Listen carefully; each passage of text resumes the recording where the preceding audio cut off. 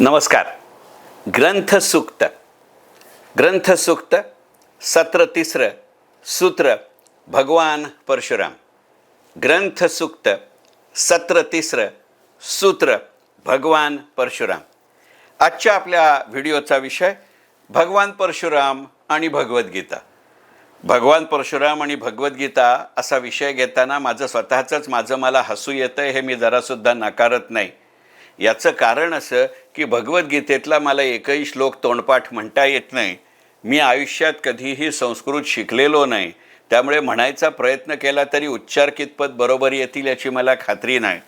अख्ख्या संपूर्ण 18 अध्यायांच्या 700 श्लोकांच्या भगवद्गीतेमध्ये एकदाही भगवान परशुरामांचा उल्लेख आलेला नाही याची मला कल्पना आहे.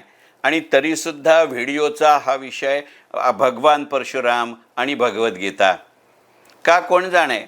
पण भगवद्गीता हे मूळ पुस्तक असेल किंवा भगवद्गीतेवरची आचार्य विनोबा भाव्यांची प्रवचनं, मग ती धुळ्यामधली तुरुंगातली असोत किंवा वेलोर तुरुंगातली असोत, किंवा योगी अरविंदांचं पुस्तक असो, किंवा महात्मा गांधी आणि लोकमान्य टिळकांनी गीतेचा लावलेला अर्थ असो किंवा अन्वयार्थ असो, विशेषतः ज्या वेळेला लोकमान्य टिळक गीता रहस्यामध्ये भगवद्गीतेचा अर्थ कर्मपर लावतात, त्यावेळेला मला राहून असं वाटतं की प्रत्यक्ष भगवान श्रीकृष्णानं ज्या वेळेला कुरुक्षेत्रावरती भगवान अर्जुनाला भगवद्गीता सांगितली, त्यावेळेला कृतिशील संन्यासी किंवा योद्धा संन्यासी म्हणून भगवान श्रीकृष्णांच्या डोळ्यासमोर भगवान परशुरामांची मूर्ती असली पाहिजे. त्यांनी नाव घेतलं नसेल, उल्लेख घेतला नसेल, परंतु प्रसंगी आपल्या आप्तस्वकीयांच्या विरुद्धसुद्धा उभं राहावं लागतं. याचं जातिवंत उदाहरण म्हणजे भगवान परशुराम हे आहेत. तशाही अर्थानं भगवान परशुराम हे त्या कुरुक्षेत्रावरती उपस्थित असलेल्या द्रोणाचार्यांचे गुरु आहेत, कर्णाचे गुरु आहेत आणि पितामह भीष्मांचेही गुरु आहेत. त्यामुळे गुरूंच्या विरुद्ध उभं राहायचं अशी जी अर्जुनाची भूमिका आहे, त्याच्यापेक्षा सुद्धा भगवान परशुरामांचं तू वर्णन कर असं नाव न घेता सांगण्याचा तो प्रकार असावा का, हे लक्षात घ्यावं लागतं. शेवटी नातेबंधांपेक्षा, भावबंधांपेक्षा सुद्धा कर्तव्यबंध हे महत्त्वाचे ठरतात. याचं मूर्तिमंत उदाहरण म्हणजे भगवान परशुराम हे आहेत. एकंदरीतच भगवान परशुरामांनी 21 वेळेला पृथ्वी नक्षत्रीय केली म्हटल्यानंतर ती संपूर्ण सत्ता त्यांच्या हातात येऊ शकली असती, पण ती त्यांनी घेतलेली नाही. अहो, ते राजकारण, ते राजघराणं, ते राजसिंहासन सोडा, परंतु ज्या वेळेला ती पृथ्वी मिळवल्यानंतर त्यांनी दान केली, तेव्हा एक जण असं म्हणलं की ज्या पृथ्वी तू दान केलीस त्याच्यावर तुला राहण्याचा अधिकार नाही. एवढ्याकरता हा मनुष्य त्या राज्यकक्षेतनं बाहेर आला आणि बॅकबे रेक्लेमेशन असं ज्याला हल्लीच्या काळात आपण म्हणतो, तिथनं त्यांनी कोकण ते केरळ ही निर्मिती केली असा उल्लेख केला जातो. त्यामुळे तुझ्या वैयक्तिक फायद्यासाठी असं नव्हे, परंतु एकंदरीतच जनहितार्थ, स्वहितार्थ आणि सत्व आणि स्वातंत्र्य याच्याकरता तुला लढाईला तयार व्हावं लागेल. हाच मुळी भगवान श्रीकृष्णाने अर्जुनाला केलेला गीतेतला उपदेश आहे. आणि याचं मूर्तिमंत चालतं बोलतं विद्यापीठ म्हणजे भगवान परशुराम आहेत. अशा अर्थानं आजच्या व्हिडिओचा विषय भगवान परशुराम आणि भगवद्गीता. तसं जर पाहायला गेलं तर कौरव सभेमध्ये पांडवांची मागणी मान्य करण्याची शिफारस केल्यानंतर परशुराम कोणालाही सदेह दिसल्याचा उल्लेख नाही आणि त्यामुळे ते युद्धात असण्याचा प्रसंगच येत नाही. आणि म्हणूनच कदाचित त्यांचा उल्लेख अशा पद्धतीनं करून अशा महत्त्वाच्या निर्णायक क्षणाला या ब्राह्मतेजाची, या क्षात्रतेजाची मनोमन केलेली आराधना म्हणजे भगवान श्रीकृष्णाने अर्जुनाला दिलेल्या उपदेशातनं भगवान परशुरामांचं स्मरण, अशा अर्थाने भगवद्गीतेकडं पाहता येतं का, असा जरूर विचार करावा असं मला वाटतं.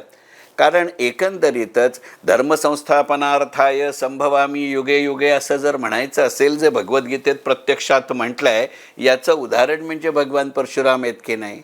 त्यांना त्या वेळेला वेगवेगळ्या पद्धतीतनं झालेल्या धार्मिक विरोधातनं, शास्त्रीय विरोधातनं, सांकेतिक विरोधातनं, संकल्पनात्मक विरोधातनं, भौगोलिक विरोधातनं त्यांनी मार्ग काढला आहे. आणि शेवटी आचारधर्म, विचारधर्म, संस्कारधर्म आणि संचारधर्म याचे प्रणेते म्हणजे भगवान परशुराम आहेत असं म्हटलं जातं. मग या अर्थानं एकंदरीतच या युद्धातनं सन्मतीचा, संततीचा आणि सन्नीतीचा असा विजय व्हायचा असेल तर तीही एका वेगळ्या अर्थाची धर्मसंस्थापना आहे. आणि म्हणून एखाद्या गोष्टीचं पुण्याह वाचन केल्यासारखं भगवान परशुरामांची मनोमन आठवण भगवद्गीतेच्या निमित्तानं भगवान श्रीकृष्णांनी महावीर अर्जुनाला सांगितली असेल का, हा विचार माझ्या मनामध्ये वारंवार येतो. आणि म्हणून आजच्या व्हिडिओचा विषय भगवद्गीता आणि भगवान परशुराम. आणि दुसरी गोष्ट अशी की आपण जर भगवद्गीतेच्या विविध अध्यायातल्या वेगवेगळ्या श्लोकांचा विचार केला तर एकंदरीत क्रोधात भवती नाशात असं जरी म्हटलेलं असलं तरी प्रसंगी क्रोध हा यावाच लागतो. कारण क्रोध हा आवश्यकतेपुरता असायलाच हवा, हा एका वेगळ्या अर्थानं भगवद्गीतेची शिकवण आहे. कारण असा जर क्रोध आला नाही, एखाद्या गोष्टीविरुद्ध चवताळून नाहीत पण निदान उन्मत्तीनं उभं राहणं, असा जर विचार मनामध्ये आला नाही तर मानवी प्रगती शक्य नाही. आणि मानवी प्रगतीमध्ये काही वेळेला नको असलेले तण हे काढावे लागतात.